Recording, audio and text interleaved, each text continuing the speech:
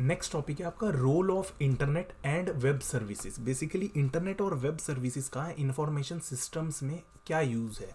जैसा कि मैंने आपको पहली वीडियो में बताया था कि हमारे सब्जेक्ट का नाम तो है इंफॉर्मेशन सिक्योरिटी, ठीक है, लेकिन हम इंफॉर्मेशन सिस्टम्स के बारे में पहले पढ़ रहे हैं क्योंकि इंफॉर्मेशन सिस्टम्स ही बेसिकली हमारी इंफॉर्मेशन को कंटेन करके रखा है। और पहले हम इंफॉर्मेशन सिस्टम्स के बारे में जानेंगे, उसके बाद जानेंगे कि इसको सिक्योर कैसे किया जाए, इनको सिक्योर कैसे रखा जाए, ठीक है। तो इसलिए अभी हम इंफॉर्मेशन सिस्टम्स की ही बात कर रहे हैं। तो ये टॉपिक क्या है हमारा कि इंटरनेट और वेब सर्विसेज का इंफॉर्मेशन सिस्टम्स की एडवांसमेंट में क्या रोल है, इनको कैसे फ़ायदा पहुंचाता है इंटरनेट और वेब सर्विसेज। तो इंटरनेट तो आप सबको पता है क्या है, तो उसमें ज़्यादा नहीं घुसेंगे। वेब सर्विसेज क्या होती हैं basically? Web services are internet based application, internet का यूज़ करके ये चलती हैं, ऑपरेट करती हैं, that can seamlessly communicate with one another. और दो वेब एप्लीकेशन या दो से ज़्यादा वेब एप्लीकेशन एक दूसरे से कम्युनिकेट कर सकती हैं।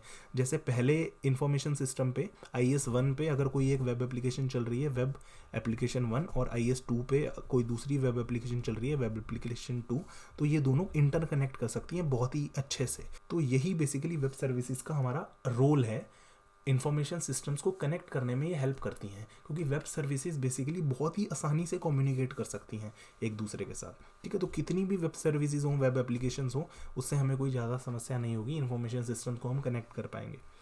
Web services share business logic, data and processes through a programming interface across a network. Programming interface से ये कनेक्ट कर सकती हैं, ठीक है। GUI is later added to offer functionality to users. अब वेब सर्विसेज जो है ना हमारी, इनमें GUI नहीं होता। GUI मतलब ग्राफिकल यूजर इंटरफेस, आप सबको पता है, ठीक है। ग्राफिक्स वगैरह नहीं होते, सिर्फ जो लॉजिक है और जो प्रोसेस है वो इसमें कंटेन होता है।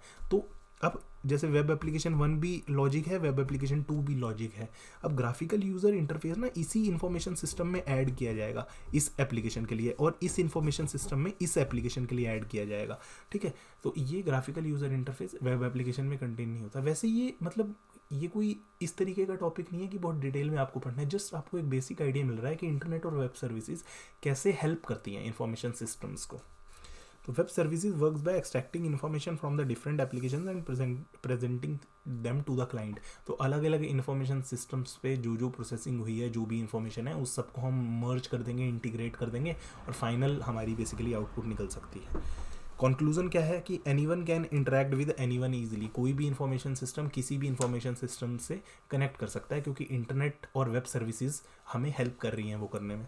और increase productivity, flexibility, low cost. Distributed information system का आपने ऑलरेडी जान लिए थे एडवांटेजेस, तो डिस्ट्रीब्यूटेड इंफॉर्मेशन सिस्टम्स वाले ही एडवांटेजेस आप बता सकते हैं कि इंटरनेट और वेब सर्विसेज की वजह से ही डिस्ट्रीब्यूटेड इंफॉर्मेशन सिस्टम्स को हम कनेक्ट कर पा रहे हैं। तो वही एडवांटेजेस यहाँ पे कंटिन्यू होंगे, ठीक है, जो आपने पहले पढ़े थे। तो ये एक जस्ट एक बेसिक सा टॉपिक है, इसमें कुछ ज़्यादा टेक्निकल बात नहीं है।